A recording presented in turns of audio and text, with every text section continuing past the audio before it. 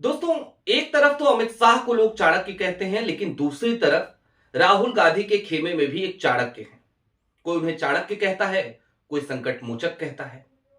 अब इतने दिनों से जिस बात की डिमांड बार बार हो रही थी कि भाई ईवीएम से नहीं, जरा बैलेट पेपर से चुनाव करके देखा जाए, तो उस चाणक्य ने इलेक्शन कमीशन ऑफ इंडिया को, ज्ञानेश कुमार के आयोग को घुटने टेकने पर मजबूर कर दिए और ईवीएम से नहीं, बैलेट पेपर से बड़ा ही महत्वपूर्ण चुनाव होने जा रहा है।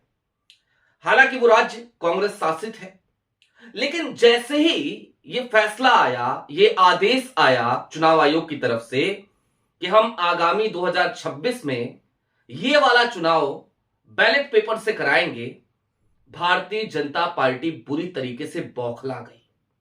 और जब बौखलाई तो कांग्रेस ने फिर मुंह तोड़ जवाब भी दिया और चुनाव आयोग ने भी भारतीय जनता पार्टी की बात सुनने से इनकार कर दिया, भले कांग्रेस के दबाव में। कहां का मामला है, क्या हुआ है, और ये छोटा चुनाव है या फिर कि बड़ा चुनाव है? जाहिर सी बात है, छोटा चुनाव होता तो मैं आप तक की खबर भी लेकर नहीं आता। लिहाजा वीडियो में अंत तक बने रहिएगा, क्योंकि इस मसले पर जरा विस्तार से बात करना बेहद जरूरी है। नमस्कार, मैं स्वप्निल और आप मुद्दा देख रहे हैं। दोस्तों, आगे बढ़े उससे पहले वही छोटी सी अपील। मुद्दा इन दिनों एक गंभीर आर्थिक संकट से जूझ रहा है। एक तरफ हमारे मेन बैंक अकाउंट फ्रीज चल रहे हैं, तो दूसरी तरफ हमारे 2.5 साल पुराने चैनल को हमसे लंबे समय तक छीन कर रखा गया था। ऐसे में डे टू डे ऑपरेशंस में मुद्दा को काफी मुश्किलों का सामना करना पड़ता है। लिहाजा आपसे गुजारिश है, यदि आप चाहें, यदि आप सक्षम हो, तो स्क्रीन पर दिख रहे क्यूआर कोड या फिर के नीचे दिख रहे यूपीआई नंबर के जरिए मुद्दा की छोटी छोटी मदद जरूर कीजिएगा। अब आगे बढ़ते हैं, और सबसे पहले आपकी स्क्रीन पर मैं आपको एक खबर दिखा देना चाहता हूं। कांग्रेस शासित इस राज्य में अब ईवीएम नहीं, बैलेट से होगा चुनाव। आग बबूला हुई भाजपा, क्या करेगा चुनाव आयोग? हालांकि चुनाव आयोग ने ही आदेश जारी किया है। अंबानी साहब का चैनल है, तो जाहिर सी बात है थोड़ा बहुत हेडलाइन को तोड़ा मरोड़ा जरूर जाएगा। और मजे की बात जानते हैं, जिस शहर में ईवीएम बनता है वहीं पर बैलेट पेपर से चुनाव होने जा रहा है। आप समझ गए होंगे, यह मामला है कर्नाटका का। कर्नाटका की कांग्रेस सरकार राज्य में स्थानीय निकाय चुनाव के लिए ईवीएम की जगह पारंपरिक बैलेट पेपर से मतदान कराने का उसने फैसला लिया। और दरअसल क्या होता है कि जो राज्य सरकार है वो स्टेट इलेक्शन कमीशन को प्रस्ताव देती है, और उस प्रस्ताव पर मंजूरी वहां के राज्य निर्वाचन आयोग को देना होता है। तो भाई, एक तरीके से प्रदेश अध्यक्ष भी डीके शिव कुमार और डिप्टी चीफ मिनिस्टर भी डीके शिव कुमार, तो उन्होंने यह प्रस्ताव दिया था कि इस बार कर्नाटका में जो 2026 के निगम चुनाव होने हैं वो आप ईवीएम से मत कराइए, बैलेट पेपर से कराइए। और इसके बाद जो है अभी अभी ये फैसला आया, ये आदेश आया चुनाव आयोग की तरफ से, राज्य निर्वाचन आयोग की तरफ से, कि हम जो है वहां पे चुनाव ईवीएम से नहीं कराएंगे, बैलेट पेपर से कराएंगे। और इसके बाद क्या हुआ, विपक्षी भाजपा इस आदेश से आग बबूला हो गई। वहां पे विधानसभा में विपक्ष के नेता हैं आर अशोक, भारतीय जनता पार्टी के, उन्होंने इसे अपमान करार दिया। उन्होंने कहा कि यह अपमान हो रहा है। उन्होंने कहा कि राज्य सरकार ने खुद एक सर्वे करवाया था। अभी इसकी भी मैं पोल आपके सामने ही खोलूंगा, लेकिन पहले जान लीजिए इन्होंने क्या कहा। इन्होंने कहा कि राज्य सरकार ने खुद एक सर्वे कराया था जिसमें जनता की ईवीएम पर भारी विश्वास दिखा था, लेकिन राजनीतिक डर से कांग्रेस ने बैलेट पेपर चुना। अशोक ने कहा कि बेंगलुरु भारत की आईटी राजधानी है और यहां ईवीएम बनाने वाली कंपनी बीईएएल का मुख्यालय है। फिर भी कांग्रेस संस्थाओं को कमजोर करने और चुनावों से पहले पारदर्शिता व तकनीक से डरने की कोशिश कर रही है। यह मतदाताओं की बुद्धि का अपमान है। मतदाताओं की बुद्धि का अपमान बता रहे आर अशोक, लेकिन झूठ बोलते हुए बता रहे हैं। क्या कह रहे हैं? कह रहे हैं कि कर्नाटक की सरकार ने अभी एक सर्वे कराया था। वो सर्वे किसने कराया था? वो सर्वे कराया था राज्य निर्वाचन आयोग ने। और सर्वे किया किसने था?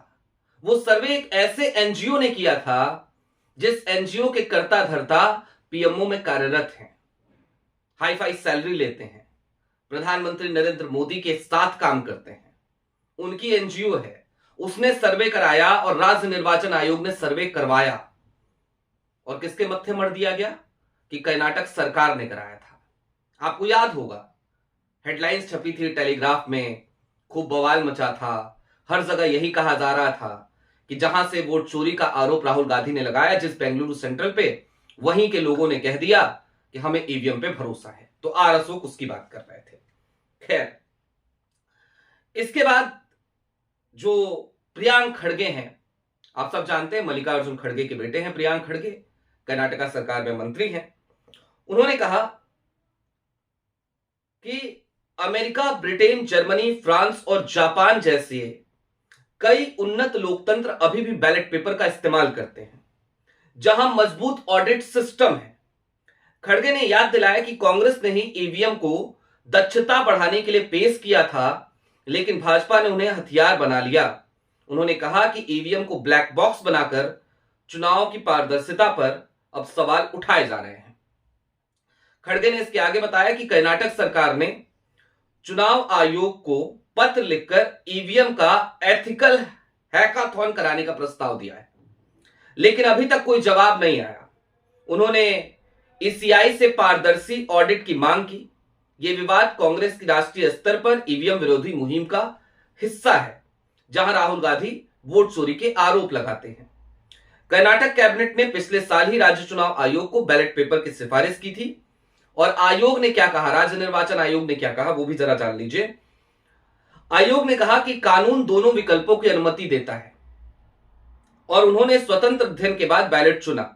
राज्य चुनाव आयुक्त जीएस संग्रेसी ने कहा कि बैलेट पेपर और ईवीएम दोनों सर्वोत्तम प्रथाएं हैं, लेकिन आयोग का फैसला अंतिम है, और आयोग का फैसला यह है कि इस बार कर्नाटक के तमाम निगम चुनाव, तमाम नगर निगम के चुनाव, तमाम मेयर के चुनाव वो बैलेट पेपर से ही करवाए जाएंगे, ना कि ईवीएम से करवाए जाएंगे। और जाहिर सी बात है, इसके बाद भारतीय जनता पार्टी की बौखलाहट बढ़ी है। लेकिन दोस्तों, मैं आपको कुछ चीजें और याद दिलाना चाहता हूं। ये ईवीएम की शुरुआत निश्चित तौर पर तब हुई जब यूपीए की गवर्नमेंट थी, तब बहुत तेजी से ईवीएम पर काम हुआ, और उसके बाद लाल कृष्ण आडवाणी हो या फिर कि अटल बिहारी वाजपेयी हो, तमाम लोगों ने खुल करके विरोध करना शुरू किया था ईवीएम का। बकायदा पुस्तिका छपी थी और पूरे देश में उसे बांटा गया था। चुनाव आयुक्तों की नियुक्ति पर भी बवाल काटा था विपक्ष ने, उस समय के विपक्ष ने।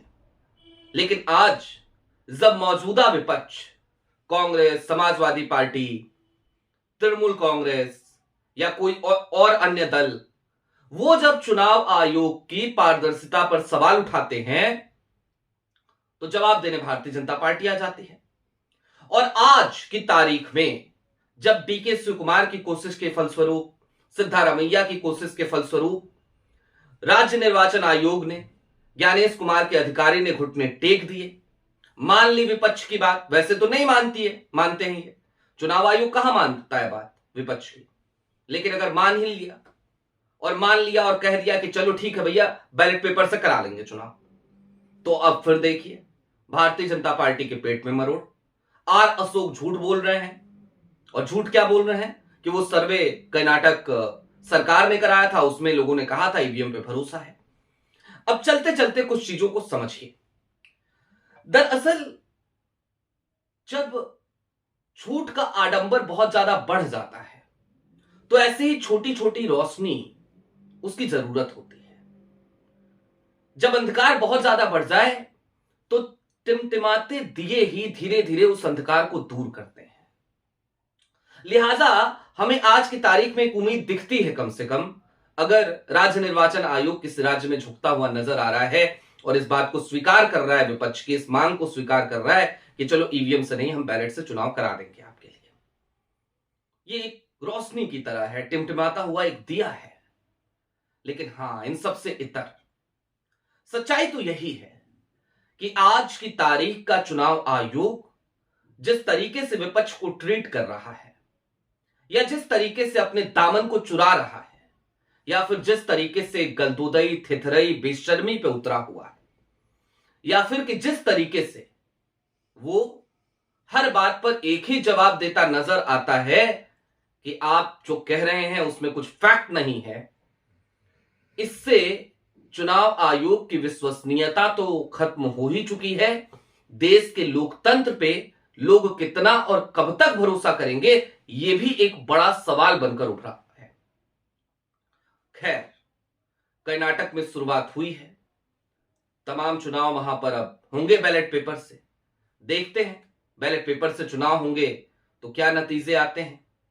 अभी अभी महाराष्ट्र के चुनाव बीते और महाराष्ट्र के चुनाव में हमने नतीजे देखे। हालांकि हमने ये भी देखा कि वहां पर वोट चोरी के क्या क्या नए नए नमूने देखने को मिले, किस तरीके से मतदाताओं को प्रभावित किया जा रहा था। अब कर्नाटका में चूंकि कांग्रेस की सरकार है, तो क्या अपनी सरकार के रहते कर्नाटका में कांग्रेस की यह सरकार वोट चोरी को रोकने में, इन नगर निगम के चुनाव में कामयाब हो पाएगी? ये एक बड़ा सवाल है। ईवीएम को हटाने में तो कामयाब हो गई, इसके लिए कर्नाटक की कांग्रेस सरकार को, डीके शिवकुमार को, सिद्धारमैया को, सबको बहुत बहुत बधाइयां तो देनी बनती हैं। आपकी क्या राय है कमेंट बॉक्स में जरूर बताइएगा। अभी के लिए दीजिए इजाजत। चलते चलते फिर वही अपील, चैनल पे नए हो तो सब्सक्राइब करते हुए जाइएगा, सक्षम हो तो मुद्दा की छोटी छोटी मदद जरूर कीजिएगा। इसके लिए आप स्क्रीन पर दिख रहे क्यूआर कोड या फिर के नीचे दिख रहे यूपीआई नंबर का इस्तेमाल कर सकते हैं।